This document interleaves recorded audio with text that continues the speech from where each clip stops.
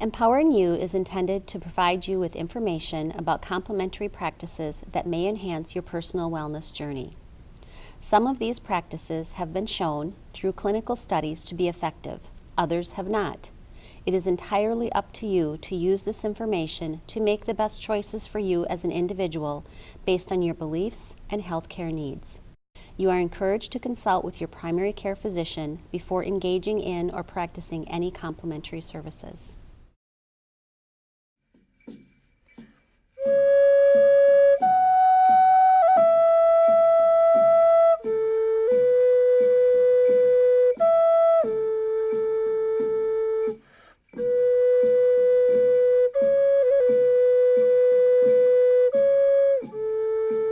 Welcome to Empowering You. I'm Lori Walker. Today we have Lynn Walker joining us. He'll be talking to us about issues involving how the foods we eat affect our blood sugar. Lynn has a bachelor's degree in broadfield biology in secondary education. He has a master's degree in educational professional development, and he has a long-time interest and has done much research in nutritional issues and natural ways to optimize health. Welcome, Lynn. Thank you. Well, tell us how you got interested in the nutritional issues.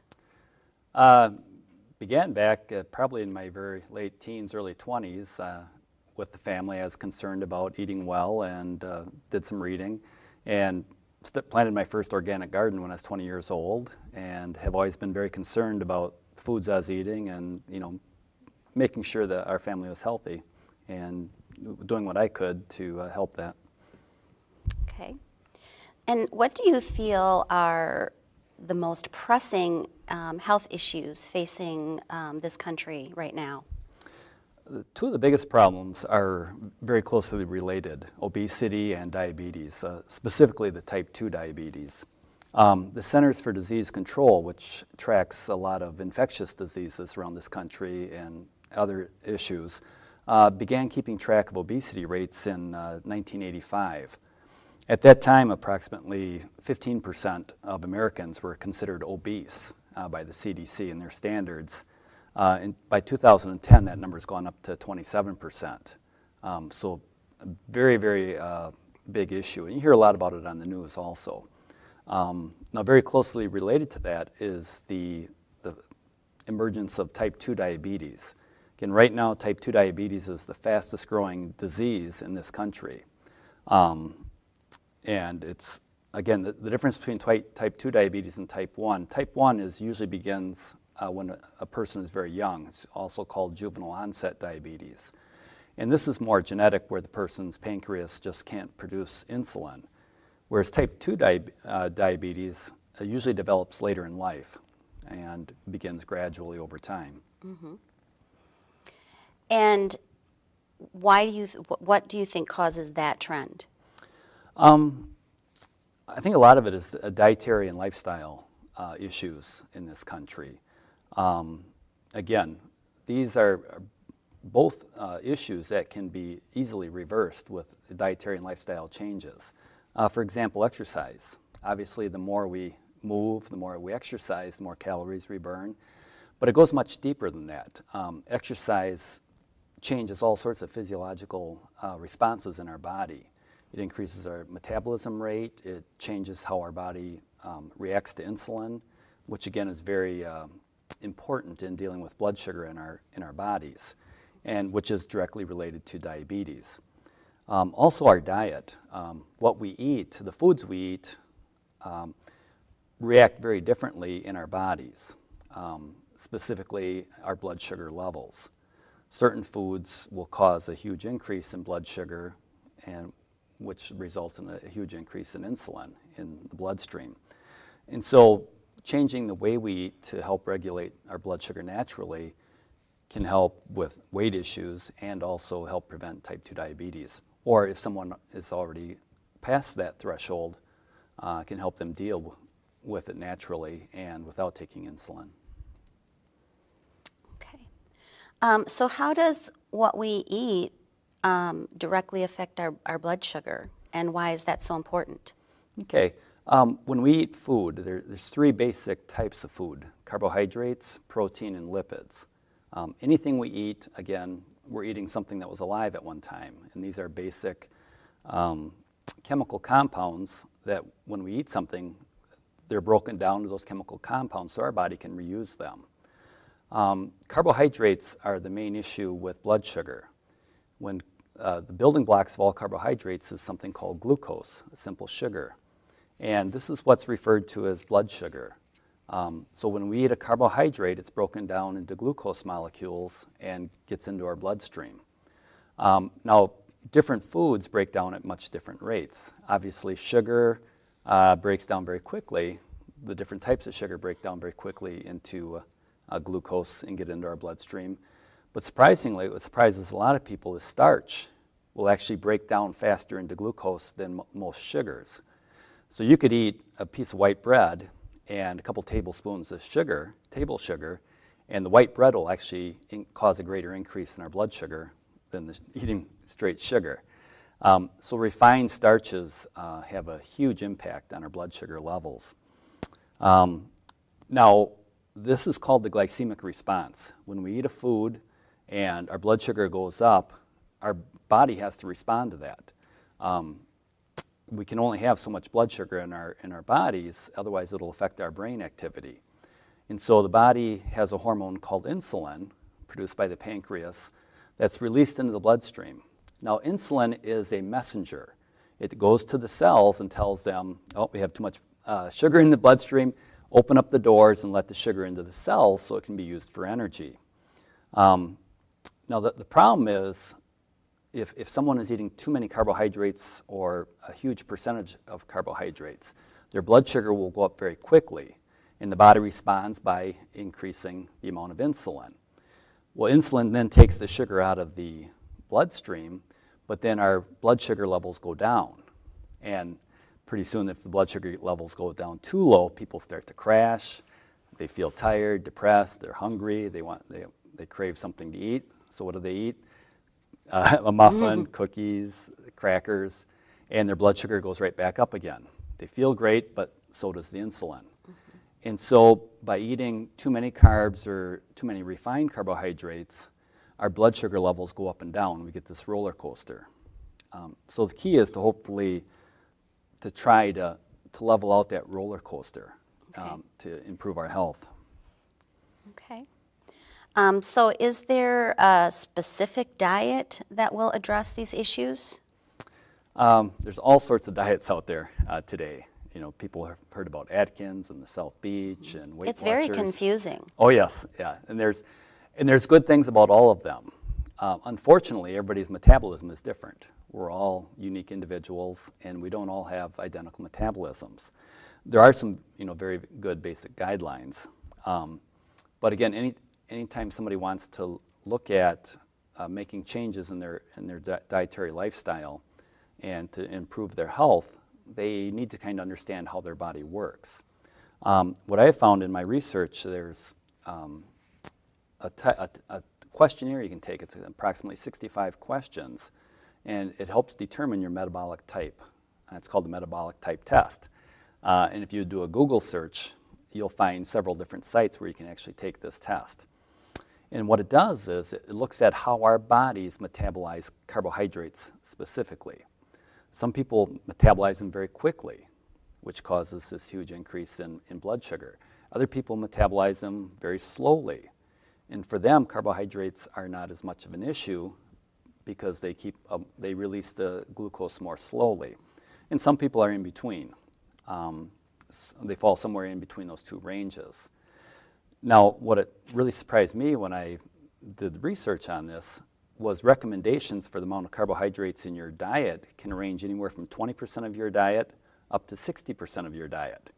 So obviously, somebody that has a one-size-fits-all diet, if you're at one of those ranges, it's not going to work for you. So again, one thing is looking at how your body works, looking at taking this type of test to find out how your metabolism works, and then you can start building a diet from there. Now, some basic guidelines, as I mentioned before, it's carbohydrates, especially starch, that really trigger the glycemic response, this huge upsurge in blood sugar and then the resultant increase in insulin. And so some basic guidelines, there are basic guidelines out there that anyone can follow if they're having problems with these kind of issues. Okay. And what are some general guidelines that people can follow? Okay, well, first of all, just lowering the carbohydrate level. Especially if you would take a metabolic type test and you find out you're one of these fast oxidizers or fast metabolism type.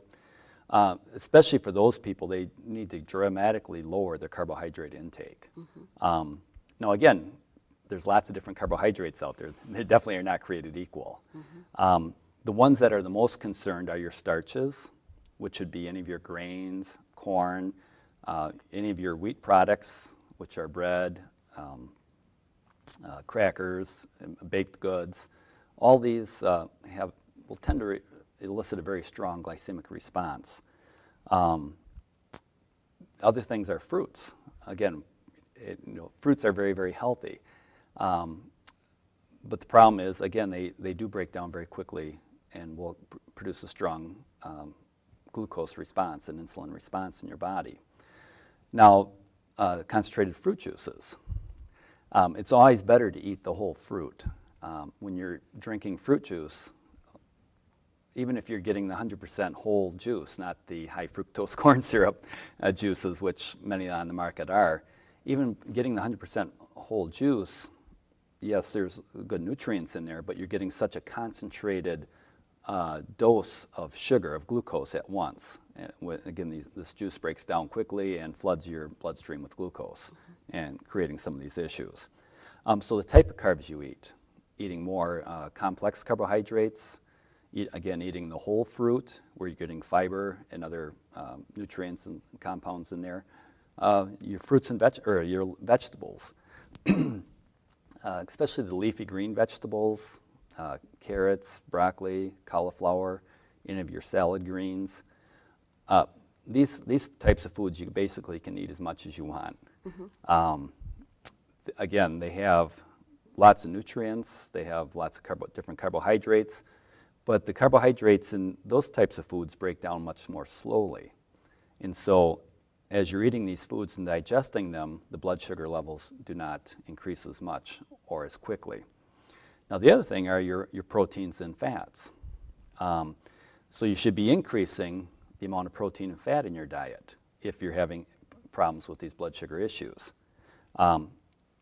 Again, some of those issues, even if you aren't overweight or don't have diabetes yet, some of the issues are something called insulin resistance or metabolic syndrome.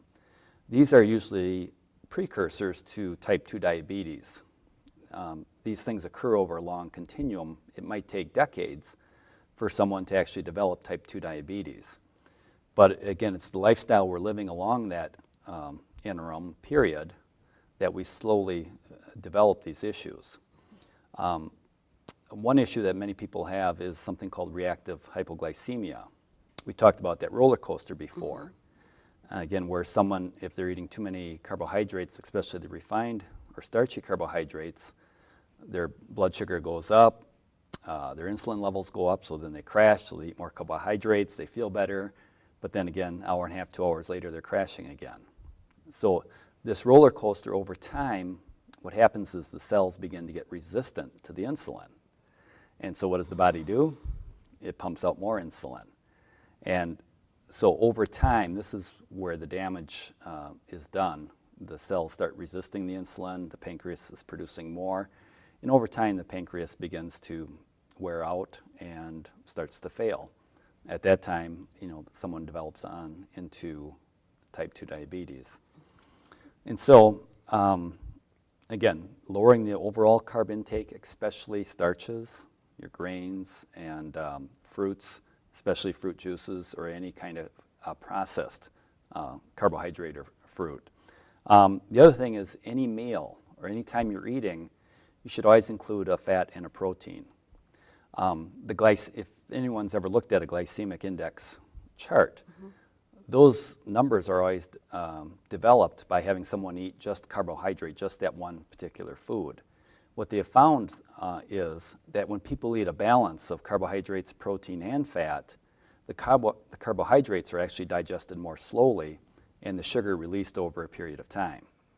Now, when you eat a fat, a lipid, which would be fats or oils, or if you eat a protein, those foods have no effect whatsoever on your blood sugar level, because when they're broken down, they're not broken down into glucose. They're broken down into glycerol and fatty acids and other amino acids. And so these things do not affect your blood sugar at all. In fact, eating protein with a meal, again, as I mentioned, it lowers the rate at which the other carbohydrates are digested and helps regulate our blood sugar levels. I was talking with a woman that said she was crashing every morning after about an hour and a half, 2 hours after breakfast. She would get dizzy, she would be weak. And I asked her what she had for breakfast, and she was eating nothing but carbohydrates. And so I had her try including like eggs or cheese or yogurt, some kind of protein with your meal every morning, and some healthy fats. And 2 weeks later, I talked to her, and she said it took care of the problem. So something as easy as eating a balanced diet, including all 3 of those compounds at once, can really go a long ways. Mm-hmm. So I think in general, people need to lower their carbohydrate levels, especially the grains and anything refined, and increase. And this is where there's a whole push for the raw foods now. Yeah, there's debate over raw foods versus cooked foods, or processed foods versus, don't buy a meal in a box, buy the ingredients and prepare it yourself.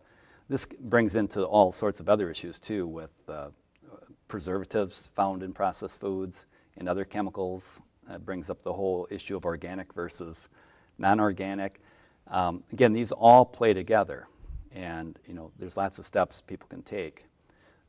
But again, for the blood sugar, the big things are lowering the carbs and increasing good fats and proteins. And again, fat, I think, is really, really important too. Good, healthy fats for people to increase in their diets. Again, they can help regulate and flatten out these blood sugar issues. Okay, so you've talked about carbs and you've talked about good fats. Can you expand a little bit more on what are some of the good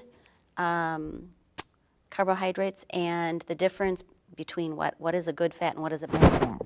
Okay, again, generally the carbohydrates, anything that's, again, what we usually consider vegetables or root foods, like carrots, parsnips, potatoes. These tend to be a little bit better carbohydrates. Again, the grains, many Americans are eating way, way too many grains. I just saw a statistic a couple weeks ago that said, I think it was 67% of the average American's diet comes from 3 foods. And that was corn, wheat, and I think the other one was rice. But again, these are all grains, which have and many people are eating these in the processed form, which all they're getting is the starch from these grains. So it's not that they're bad, it's that when you eat them in the processed form, it changes them. That is a big issue, and the percentage of their diet that they're getting from this. Again, many Americans are eating way, way too many carbohydrates, especially the grains. Again, if they would shift more towards the vegetables, there would be much fewer issues. Now, the fat has gotten a really, really bad rap over the last 20, 30 years. In the early 1980s, the American government got involved and actually began issuing warnings against a high saturated fat diet and heart disease. And so this has become the mantra for the last 30 years, that people need to be going on a low-fat diet. They need to increase their carbohydrates and lower their fats and eat only lean protein sources. And what's happened to the obesity rates over that time? They've more than doubled, getting close to tripling in the last 30 years. So obviously that hasn't worked. What they're finding now is that it's not all fats, or not even all saturated fats, are bad. The processed ones are actually what's really, really bad. And examples of the processed ones are? Trans fats. This has been in the news a lot the last 3-4 years. Trans fats would be things like margarine, Crisco, lard, any baking goods, they use Crisco in them. And these are what's called hydrogenated oils. They take a vegetable oil and they hydrogenate it. They force, under pressure, chemical process, they add more hydrogen to these molecules to make them a solid. But again, this is no longer a natural molecule that our body recognizes. And so these trans fats or hydrogenated oils have been wreaking havoc with our bodies. Now the good fats would be basically if you have a good piece of, like a nice steak with a little fat in there, that's not going to hurt you. Butter, definitely butter is the clear choice over margarine. Butterfat is a natural fat. It's found in nature. Margarine is not a natural fat. It's a vegetable oil that's been hydrogenated. And the other problem is a lot of these vegetable oils, the way they are processed, they use high temperatures and very extreme organic solvents to process them. And again, they've chemically changed these molecules, so they're no longer a natural molecule. So the farmers in Wisconsin are really happy right now because you're saying butter is better and eat meat. Yep, butter, yep, getting the beef and dairy farmers. Now the soybean and the wheat and corn farmers might not be as happy. But again, what do we feed our beef and dairy cows? Those same things. But I think the important thing is balance. Again, the balance in getting as close to nature as we can. If we're buying products that occur in nature and preparing them ourselves, I really don't think we need to worry. We don't have, a good example is nuts. For all my life, I've loved nuts, but for years I felt like I shouldn't be eating very many because they're high in saturated fat. Well, now they're finding these fats are full of omega-3 oils and all sorts of other good healthy things. In fact, our bodies, every cell in our body, the membrane is made up of saturated fat. We need saturated fats in our body. And if we're not getting them in our diet, our body produces them anyway. So again, good quality natural fats are not a problem. And again, they actually help regulate the blood sugar and some of these other issues. So, people don't need to be afraid of eating fat in their diet. In fact, a lot of vitamins and minerals, we need saturated fat in our diet to actually absorb them. So again, it's all about balance and choosing natural products, good quality natural products. Okay. Again, if you want, you're making a meal, instead of buying it in a box, buy the ingredients and put it together yourself. So it's going to be a much healthier choice. And what about the issue of sugar, just sugar in general? What do you say about that? Okay, sugar is everywhere. Look on labels, salad dressings, peanut butter, anything in a jar is going to have sugar in it. Some things to look for. Look for the letters OSE on the end of something. Glucose, sucrose, which is table sugar, maltose, malted barley is added to a lot of foods for flavoring. High fructose corn syrup has become probably the most common sweetener in this country, where they chemically change corn. They extract these out of the corn and concentrate it and make a sweetener out of it. You'll find these things in just about every food you eat, any chemical or any prepared food.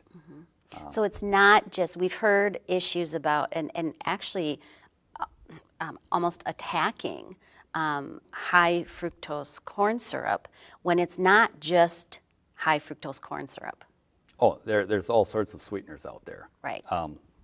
Again, if you look on a label and you see the letters OSC at the end of a word, that's going to be a sugar. So there's all sorts of, again, fructose is actually is a sugar found in many fruits. And is actually a fairly healthy sugar. The problem with the high fructose corn syrup is, again, it's been chemically modified. It's going to process that. They go through a chemical processes that actually change the molecular structure. And so these are no longer natural molecules. Like when you're eating an apple, you're getting fructose. But again, that's a natural sugar. Okay. And your body recognizes that. Okay. So there's a difference there, a huge Yes. difference. Yeah. Okay. So there's so much information here. I mean, we could go on forever and ever. Is there a way that people can learn more specifically, more, not only just more information, but more specifically about their bodies and learn more specifics about how their body is handling the carbohydrates and the sugars and things like that? Is there a way that you get that across to people? Well, I do offer a class. It's called the Blood Sugar Solution.